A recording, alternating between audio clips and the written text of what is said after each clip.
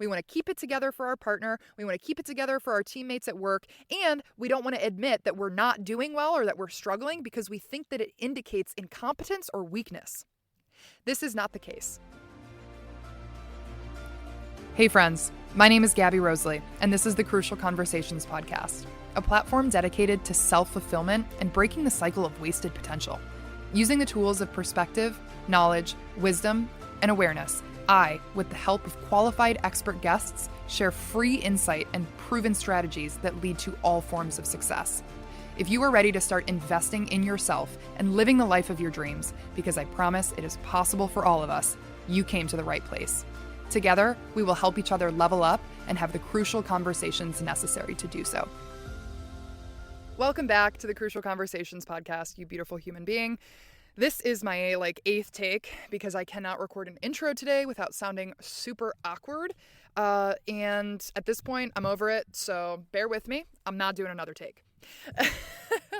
If you're watching this, thank you for entertaining this contribution to the podcast, the visual component that I have vowed myself to maintain. If you're listening, thank you for listening. And if you're feeling called, leave a review because it helps the podcast out so much. Moving on from the shameless plug, I am very, very eager to get into today's crucial conversation. We are going to be talking about the elements of a good conversation and how to deepen your trust, build rapport with your colleagues at work, but also you can apply this to your relationships at home to deepen the degree of intimacy, vulnerability, trust that you have, and effectively work together as a team, whether you're at work or in a partnership, a relationship, a friendship, in a household, in a community, whatever that looks like. I'm actually offering this workshop as well as a workshop on managing conflict in the workplace with a group of attorneys, law students on a firm conference retreat in downstate of Michigan this weekend. So I'm really excited, and this is going to be a little practice round. And I really want to share this information with you guys because I spent a lot of time researching this and putting it together, and I think that it's very, very important information. So let's get into it. Okay, what is a good conversation?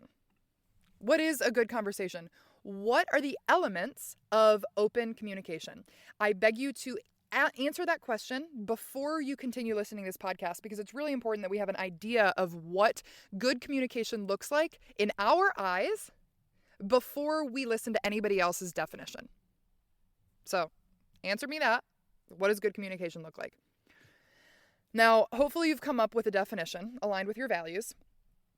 And now I'm going to ask you, if you were deaf and you didn't have an emotional center and you walked into a meeting room with a group of professionals and you were witnessing them having an open conversation, what would you see?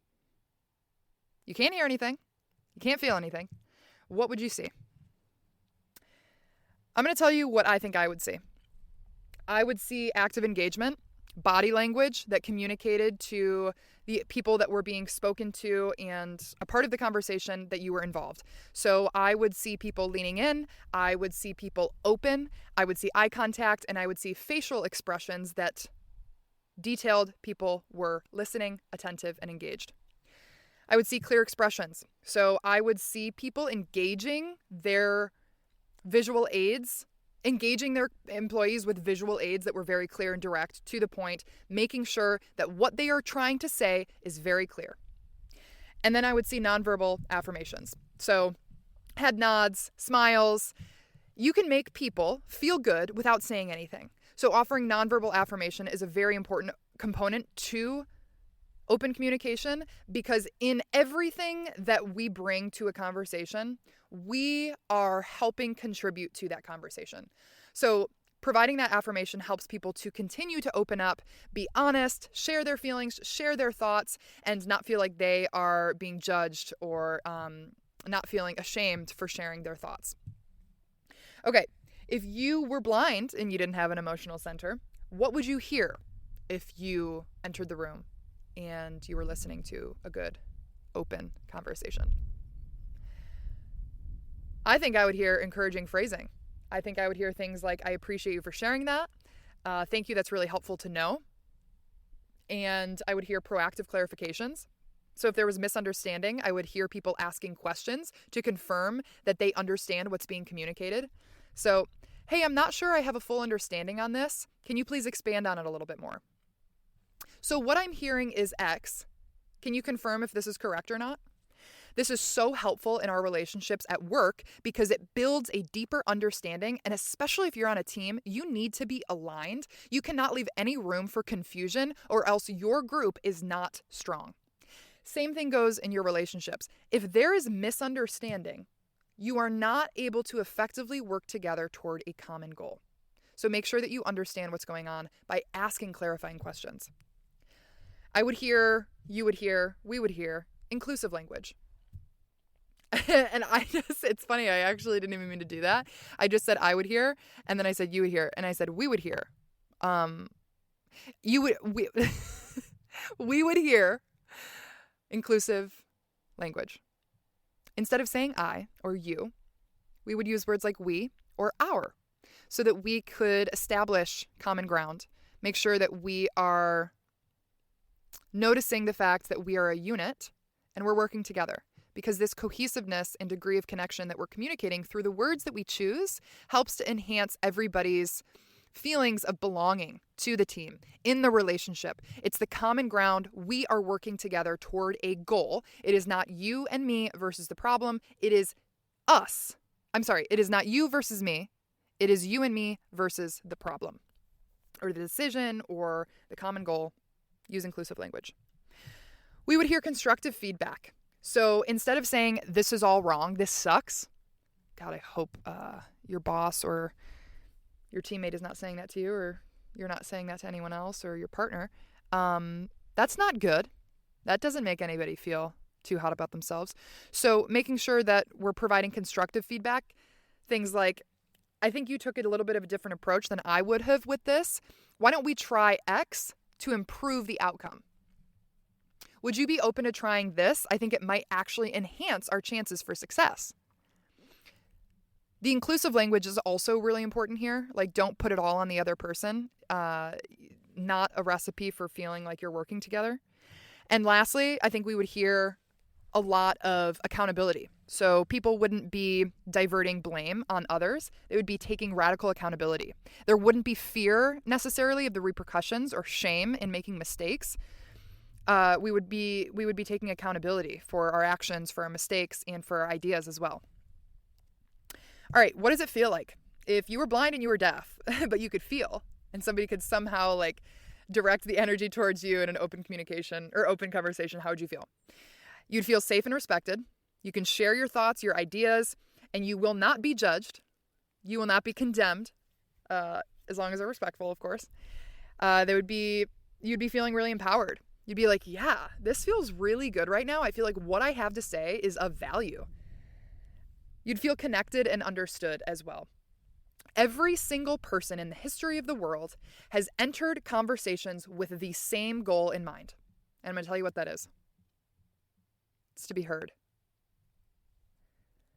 Nobody I know or have ever come to know, whether I'm reading a book about a person or I'm watching a video or I'm watching a TV show, I have never witnessed someone engage in a conversation, say something without the desire to be heard or received by others.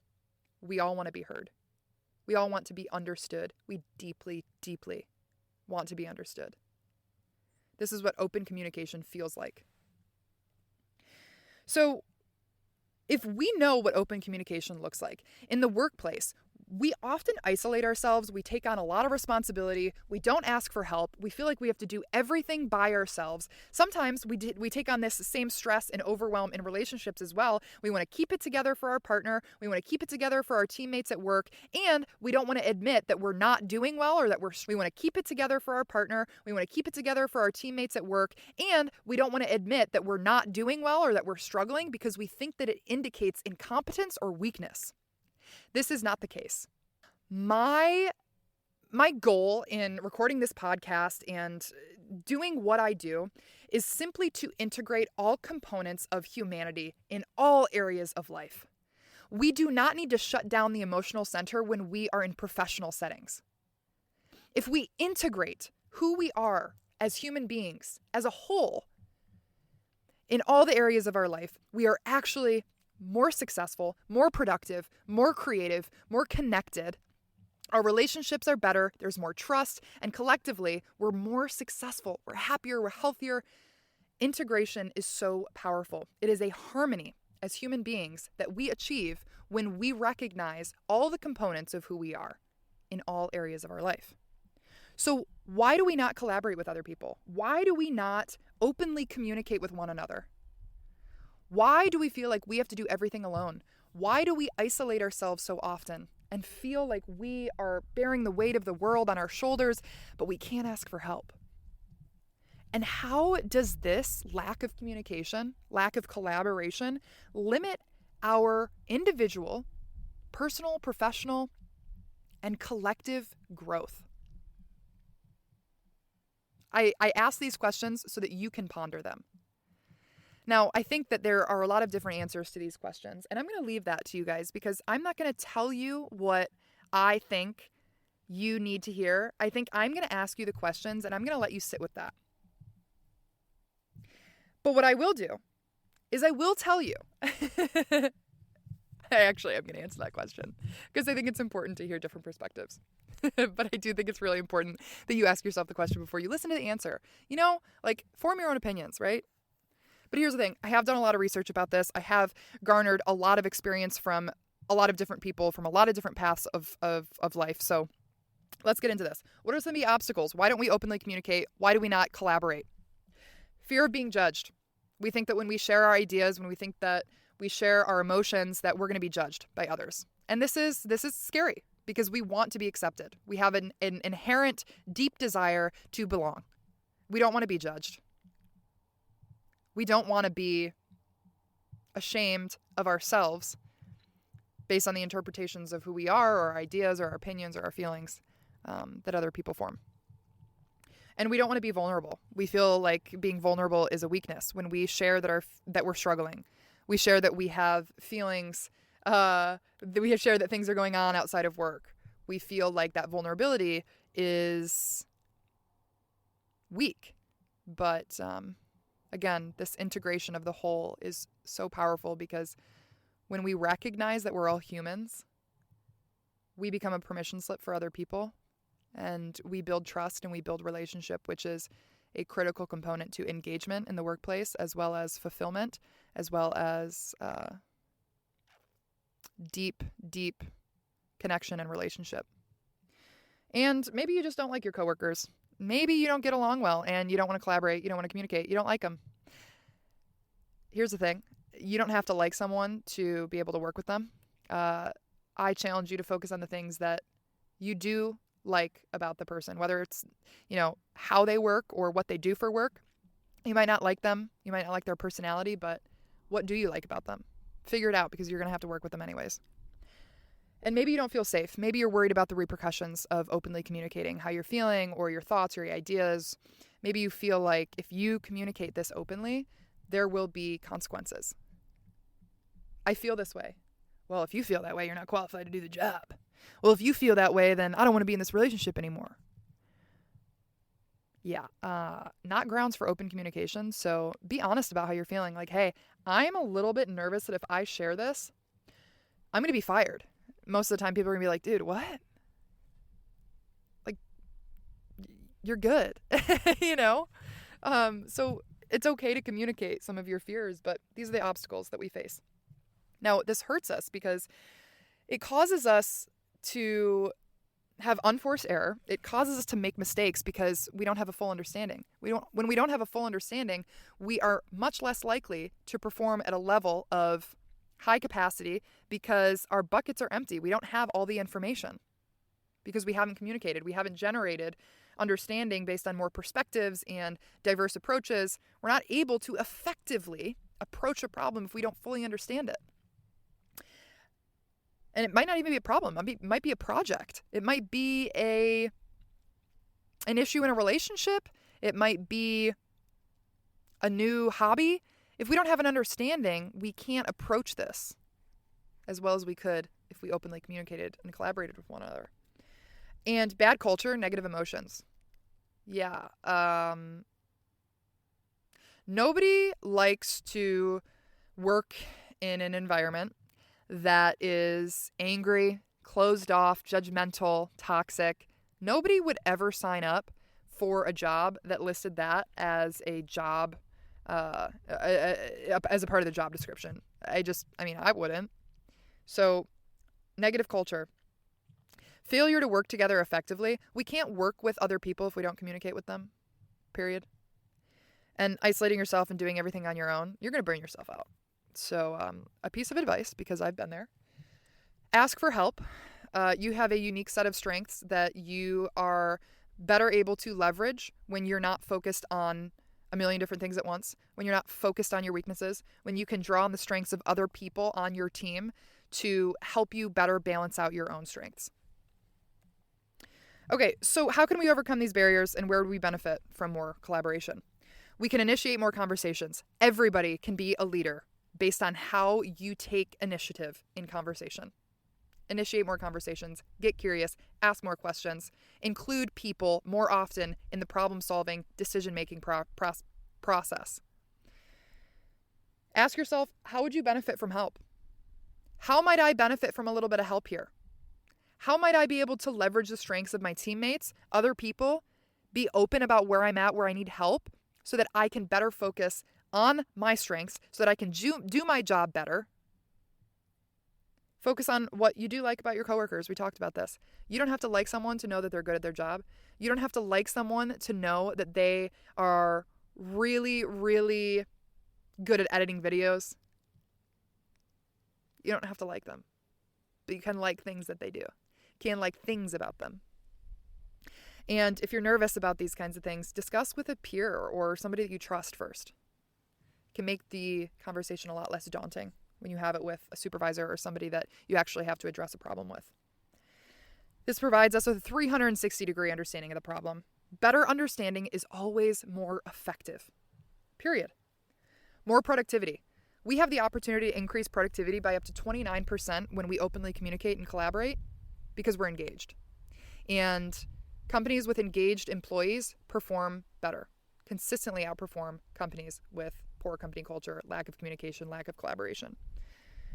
More creativity.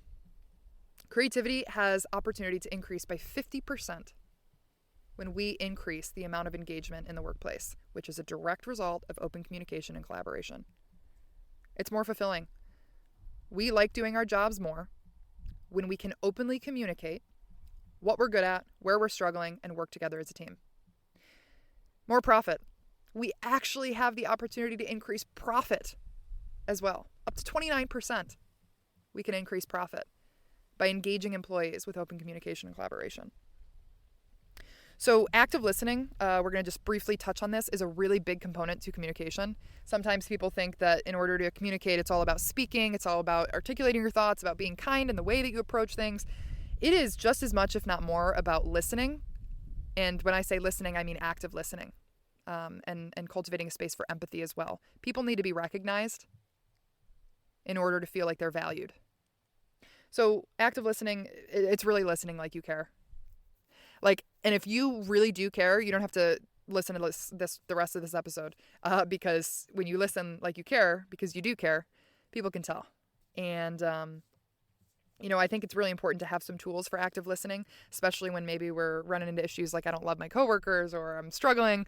So we're going to go over some tools, but if you care, then the way that you're listening is probably very affirmative for the people that you are communicating with. But there are 3 techniques that I do want to go over with you guys. First one being ask questions and paraphrase. Ask questions. Get curious. Get people talking and then observe and absorb.